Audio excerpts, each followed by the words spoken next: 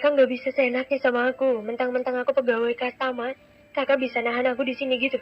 Kesal Kania melihat Tama yang sibuk bekerja di meja kerjanya. Tama menghentikan kegiatannya saat ini dan mendongak melihat Kania yang berdiri dengan menatapnya penuh kekesalan. Kamu bisa diam nggak? Mau saya pecat? Tinggal tunggu sebentar bisa kan? Tukas Tama dengan dingin. Iya, tapi ini nggak adil kak. Tinggal ngomong aja bisa kan? Maunya kakak apa? Aku harus bayar pakai apa? Tania sudah mulai emosi karena sedari tadi dia seperti seorang tahanan di dalam ruangan taman. Dia ancam tidak boleh keluar, kalau dia keluar dipecat. Kan tidak masuk akal seperti itu. Tama menaruh penanya di meja dengan kasar. Dia langsung berdiri sambil menghela nafasnya menatap Kania. Kau masih cerewet seperti dulu ternyata. Tukas Tama dan berjalan mendekati Kania saat ini. Kania tidak peduli, dia benar-benar kesal dengan Tama. Tama seenaknya sendiri selama ini. Dia tidak ingin dikira bocah lagi. Pria itu kira dirinya masih bocah yang bisa disuruh dan dimarahi seperti dulu. Ayo, kenapa diam di situ? Bukannya kau mau membayar hutangmu padaku? Ucap Tama saat melewati Kania dan akan berjalan keluar dari ruangannya. Mau kemana? Tanya Kania. Nanti kau tahu. Kita mau kemana? Ayo buruan. Ajak Tama dan berjalan lebih dulu meninggalkan Kania yang semakin geram dengan sikap seenaknya sendiri dari Tama. Ini di mana, Kak? Tanya Kania pada Tama yang sudah menghentikan mobilnya di depan sebuah rumah besar berlantai 2. Ini rumahku, ayo keluar. Tukas Tama membuka seat beltnya dan langsung keluar dari mobil. Dia bilang rumahnya, lalu kenapa dia mengajakku ke sini? Batin Kania dan dia langsung keluar dari dalam mobil Tama, menyusul pria itu yang sudah menunggunya di luar. Ayo, ajak Tama dan tiba-tiba dia menggandeng tangan Kania, membuat perempuan itu terdiam. Tama yang akan mengajak Kania masuk ke dalam rumahnya langsung berhenti karena perempuan itu masih berdiri di tempatnya. Ayo Kania, kenapa malah berhenti? Tukas Tama melihat ke arah Kania yang melihat ke arah genggaman tangan Tama. Iya, Kak Tama yang kenapa? Kenapa main gandeng tanganku segala? Tukas Kania menatap Tama. Ayolah masuk, jangan banyak bicara Kania. Bukannya menjawab ucapan Kania, Tama malah semakin menarik Kania agar ikut berjalan dengannya. Mau tak mau Kania berjalan dengan tangannya yang digandeng Tama saat ini. Dia semakin bingung sebenarnya kenapa dengan Tama. Apa pria itu mulai mencintainya atau apa? Kayaknya Kak Tama udah mulai suka sama aku. Kalau beneran, asik cintaku berarti terbalas. Batin Kania kegirangan. Tak terasa bibirnya tertarik menunjukkan seulas senyum saat memikirkan itu. Tak butuh waktu lama. Tama mengajak Kania untuk masuk ke dalam rumahnya. Mereka berdua sudah duduk di depan seorang perempuan parubaya dan juga duduk dengan pria parubaya, di mana sang pria menatap menelisik ke arah Kania, membuat Kania sedikit tidak nyaman dengan tatapan penuh penelitian bahkan penilaian itu. Maaf, kalau boleh tahu tante boleh kenalan gak sama kamu nak? Ucap perempuan parubaya itu pada Kania. Kania tante, jawab Kania sambil tersenyum pada perempuan parubaya itu. Bagus, namamu nak? Puji mama Tama pada Kania. Makasih tante, jawab Kania sedikit tersenyum. Apa pekerjaan orang tuamu? Papa dari Tama tiba-tiba membuka suaranya, menatap tidak suka pada Kania. Iya, Kania sedikit terkejut dengan pertanyaan itu yang secara tiba-tiba. Papa tidak usah khawatir, dia dari keluarga mana? Tinggal batalkan saja pertunanganku dengan perempuan kenalan papa itu. Karena aku sudah membawa calon istriku sendiri. Tegas Tama menatap ke arah papanya yang langsung menoleh padanya saat ini. Calon istri? Ucap Kania tergagap, melihat ke arah Tama yang hanya melihatnya sekilas dan memalingkan wajahnya. Bisa jawab apa yang Om tanyakan padamu tadi? Tukas Papa Tama pada Kania. Kania langsung melihat ke arah Papa dari pria yang dia suka. Papaku, ucapan Kania langsung terhenti karena Tama sudah berbicara lebih dulu. Papa dan mamanya sudah bercerai. Papanya orang luar negeri dan sekarang tinggal di Belgia. Seorang pengusaha minyak dan juga berlian. Mamanya sudah menikah lagi dengan seorang pejabat yang tak lain teman yang selalu kau suap. Jelas Tama menegaskan itu semua soal asal-usul Kania. Kania terbelalak mendengar ucapan Tama barusan. Bagaimana bisa Tama bilang kalau papanya pengusaha minyak dan juga berlian? Papanya kan hanya bekerja saja dengan orang dan hanya sebagai manajer, bukan yang punya setahunya dulu. Tapi entah sekarang, dia sudah lama tidak berkomunikasi dengan papa kandungnya. Nomor yang diberikan Tama kemarin saja belum coba dia hubungi. atau cari, karena itu semua butuh biaya. Tahu sendiri panggilan ke luar negeri sangat mahal, dan dia sedang kekurangan uang dan harus pintar-pintar penghemat uangnya. Apa maksudmu, Tama? Siapa yang Papa suap? Ucap Papa Tama seakan tidak terima. Sudahlah, tidak usah dibahas, Pak.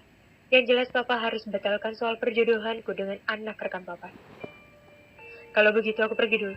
Pekerjaanku banyak. Aku pergi, Mas. Ucap Tama yang langsung berdiri dengan memegang tangan Kania. Kania otomatis langsung ikut berdiri dari duduknya sambil melihat ke arah Tama yang sepertinya tidak ingin berlama-lama di depan kedua orang parubaya tersebut. Kamu kenapa sih, Mas? Ngajak aku ke kantor, bahkan maksa banget, ucap Adiba pada Rendra yang membaringkan kepalanya di pangkuannya saat ini. Sengaja aja, biar kamu nggak di rumah. Ada yang mau aku tanyain sama kamu. Kamu jawab jujur, ucap Rendra mendongak melihat ke arah istrinya yang mengusap rambutnya. Kamu mau tanya apa sih, Mas? Tanya di rumah tadi kan juga bisa. Kamu jawab jujur, kamu beberapa hari lalu dimarahi mama kan? Kenapa kamu gak bilang sama aku? Tanya Rendra pada Adiba. Adiba yang mendengarnya langsung membulatkan matanya menatap ke arah Rendra. Dia sedikit terkejut dari mana Rendra tahu kalau dia dimarahi mertuanya. Kamu tahu dari mana? Tanya Adiba balik. Rendra langsung mendudukkan dirinya menatap serius pada Adiba. Jadi benar kamu dimarahi mama. Lalu kenapa gak bilang? Tegas Rendra yang sedikit kecewa. Kamu tahu dari siapa, Mas? Tugas Adiba bukannya menjawab, dia malah balik bertanya. Dari Rafka, dari Rendra. Rafka? Adiba langsung terdiam saat mendengar itu. Kamu ini bilang sama aku kalau mama marah sama kamu. Jangan diam aja. Ya aku gak mau kalau kamu sama mama berantem, Mas. Cuma gara-gara aku dimarahin sama mama kamu. Itu juga mungkin aku yang salah. Dari mana kamu yang salah? Rafka jatuh itu kecelakaan, bukan salah kamu. Pokoknya aku sudah niat mau pindah rumah. Aku gak mau mama bikin kamu stres di rumah. Kamu hamil, bukan? Dan kamu butuh ketenangan, bukan stres gara-gara tekanan. Tapi Mas, mama kan gak mau kamu pindah. Terus, kalau dia malah marah lagi gimana? Soal itu gak usah dipikirin. Yang jelas kita sudah keluar dari rumah dia, bisa apa? Papa juga dukung aku buat pindah rumah. Mama bisa apa? Kalau papa sudah dukung aku. Dia mau lawan suaminya, jelas gak mungkin. Tapi aku gak enak sama mama, Mas. Ngapain kamu ngerasa gak enak? Aku yang anaknya aja biasa aja. Pokoknya, udah, kamu nurut aja sama aku. Aku bilang pindah ya pindah. Pokoknya secepatnya kita pindah. Aku takut nanti kamu tertekan. Malah anak-anak kita yang di sini yang kena imbasnya. Ucap Rendra sambil memegang perut Adiba. Adiba hanya diam saja. Dia bingung saat ini. Rendra sudah begitu ingin pindah, sedangkan dirinya semakin merasa bersalah dengan mama mertuanya. Rendra berjalan ke arah kamar kedua orang tuanya. Dia perlahan mengetuk pintu kamar itu. Ya, sebentar. Terdengar sahutan dari dalam kamar tersebut. Pintu kamar saat ini langsung terbuka, memperlihatkan mamanya yang sudah mengenakan baju tidur. Ada apa, Ren? Tanya Citra pada sang anak yang melihat ke arahnya saat ini. Papa ada, Mas? Tanya Rendra terdengar serius. Ada. Papa kamu masih di kamar mandi, kenapa? Jawab Citra dan bertanya balik pada putra sulungnya. Aku mau bicara dengan papa sama mama di ruang tengah.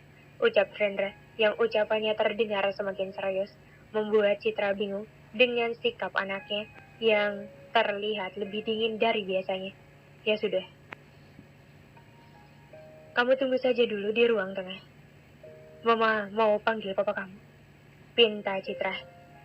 Ya sudah, kalau begitu aku ke ruang tengah dulu, Mas. Pamit Rendra dan langsung berjalan meninggalkan mamanya yang diam sambil melihat matanya. Anak itu kenapa sih serius banget? Batin Citra dan menutup pintu kamarnya kembali. Ada apa, Mas? Tanya Franz yang baru saja keluar dari kamar mandi, berbarengan dengan Citra menutupi pintu barusan. Itu Rendra katanya mau bicara sama kita. Entah apa yang mau dibicarakannya. Pungkas Citra memberitahu pada suaminya soal maksud Rendra. Ya sudah, ayo temui. Mungkin penting, sampai jam malam begini dia mau bicara. Ajak Franz untuk segera menemui Rendra, karena kemungkinan yang akan dibicarakan Rendra saat ini sangat penting. Franz dan juga Citra sudah duduk di ruang tengah bersama dengan Rendra yang duduk di depan mereka. Sambil menggenggam tangannya, terlihat berbeda dari biasanya. Aura dingin seakan menyelimuti pria itu. Ada apa, Ren? Malam-malam begini mau bicara apa dengan papa sama mama? Tanya Franz yang membuka suaranya. Maaf kalau aku mengganggu kalian berdua malam-malam begini. Ucap Rendra yang mulai menatap ke arah kedua orang tuanya. Iya tidak apa-apa, memang kenapa? Rendra menghela napasnya terlebih dahulu. Sebelum berbicara, dia melihat ke arah mamanya saat ini, yang seakan penasaran dengan tatapan padanya. Kenapa kamu natap mama begitu? Tanya Citra, yang tidak mengerti dengan tatapan dingin Rendra padanya. Mama gak ada sesuatu yang mau diucapin. Tukas Rendra. Franz yang melihat anaknya bersikap dingin pada Citra, langsung melihat ke arah sang istri yang ada di sebelahnya. Sebenarnya ada apa di antara anak dan istrinya ini? Enggak, memang kenapa? Mama tahu nggak? Kalau aku sayang banget sama mama. Aku lebih sayang mama daripada papa. Tapi kenapa balasan mama begini padaku? Tutur Rendra yang berusaha mengendalikan dirinya. Kamu ngomong apa sih, Ren? Mama gak tahu maksud kamu, ucap Citra yang tak mengerti dengan maksud anaknya barusan. Mama gak usah pura-pura gak tahu, tegas Rendra yang tak percaya dengan ucapan mamanya. Tunggu, ini kenapa sih? Ada masalah? Selagi papa tidak di rumah tadi, ucap Franz yang menengahi. Entah, mama benar-benar gak tahu apa maksud Rendra, Pak. Kamu jangan sembarangan ngomong deh, Ren. Mama bilang apa sama Tante Dela? Sampai dia ngomong kasar ke istri aku, Mah. Dan kenapa mama malah lebih bela Tante Dela ketimbang istri aku? Hah? Kesal Rendra, yang emosinya mulai tidak tertahankan. Soal tadi, ya soal istri kamu. Kenapa dia nggak sopan sama teman mama? Adiba bisa-bisanya dia kasar sama Tante Dela. Mama yakin istri aku yang kasar bukan teman mama itu? Cibir Rendra tersenyum sinis. Franz semakin bingung dengan pembicaraan kedua orang di depannya ini. Flashback on. Rendra dan juga Adiba pulang lebih awal dari kantor. Mereka berdua baru saja menjemput Rafka, karena di rumah tidak ada sopir yang menjemput, dan Jeremy tidak bisa untuk menjemput Rafka. Mau tidak mau Rendra pulang lebih awal, dengan Adiba yang ikut dengannya ke kantor. Saat mereka pulang, kondisi rumah masih ramai dengan teman-teman sosialita mamanya yang sedang berbicara riuh di rumahnya. Rendra yang malas dengan perkumpulan mamanya segera mengajak sang istri pergi, tapi mamanya sudah memanggil dengan alasan ingin memperkenalkan Adiba pada teman-temannya. Adiba mau tidak mau langsung menemui mama mertuanya yang tengah bersama teman-temannya. Rendra sendiri hanya sekedar menyapa lalu pergi dari situ, sedangkan Adiba ditahan untuk tetap di tempat. Mereka menyambut hangat Adiba tapi tidak dengan perempuan parubaya yang masih memakai pakaian bak anak muda karena mantan model. Dia menatap tak suka pada Adiba saat ini. Adiba, tolong bantu mama ambil minuman dari dapur. Tadi, Mbok Sri sudah membuatkannya. Perintah Citra pada Adiba. Iya, Ma. Adiba berjalan sendiri, tetapi dia bersama dengan Citra dan juga akan mengambil ke dapur. Sebentar, Cit. Biar aku saja. Kamu duduk saja di sini. Aku juga mau sekalian ke belakang, ucap perempuan yang menatap tidak suka pada Adiba tadi. Kamu kan tamu, Del. Udah nggak usah, tolak Citra. Nggak apa-apa, kan sekalian, jawab perempuan yang bernama Dela itu. Ya sudah, kalau itu maumu. Adiba, kamu sama Tante Dela aja ya. Sama tolong tunjukin di mana kamar mandinya. Pinta Citra pada sang menantu. Iya, Ma, jawab Adiba. Aku mau ikut Mama, ucap Rafka yang tadi duduk di antara omanya dan teman-teman omanya. Kenapa di sini aja sama nenek-nenek cantik, ucap Citra pada sang cucu. Nggak mau, aku mau sama mama, jawab Rafka dan langsung menyusul mamanya yang sudah menunggu dirinya. 3 orang itu langsung berjalan ke arah dapur. Tak ada pembicaraan di antara Adiba ataupun Dela. Dela sendiri menatap Adiba dan juga Rafka dengan tatapan sinis, seakan dia tak suka dengan 2 orang di depannya. Bu, ini sudah kan? Tanya Adiba dan Bu Sri yang sedang menyusun makanan di nampan yang satunya. Iya, Non, sudah, jawab Bu Sri. Maaf, bisa bicara denganmu sebentar, Adiba? Tanya Dela membuat pergerakan Adiba yang akan mengangkat nampan minuman terhenti. Ya, Tante, ada apa ya?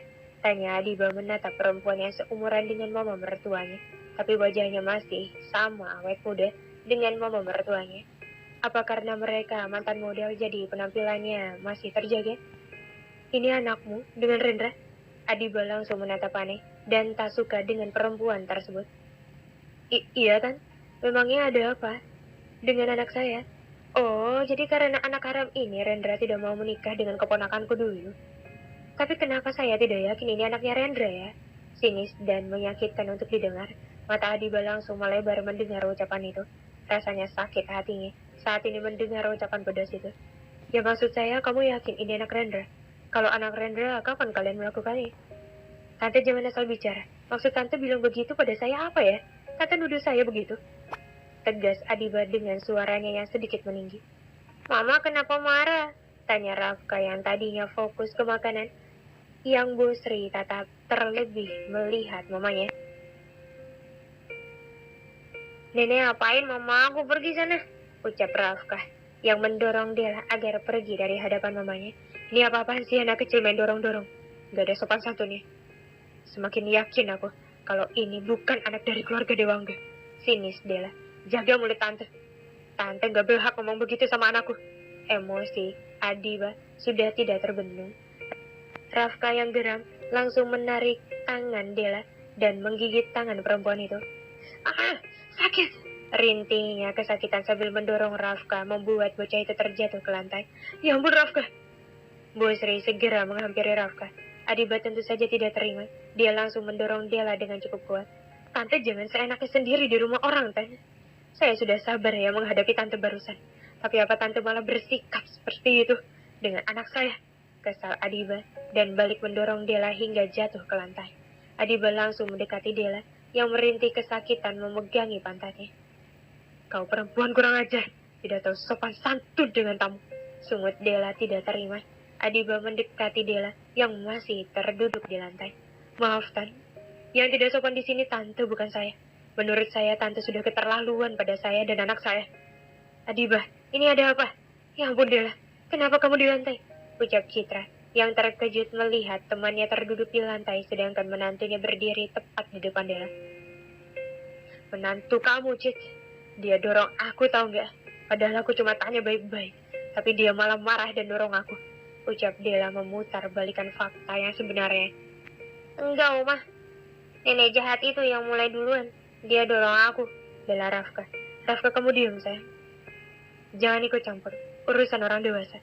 Mah, yang dibilang Rafka itu benar. Tante Dela yang salah.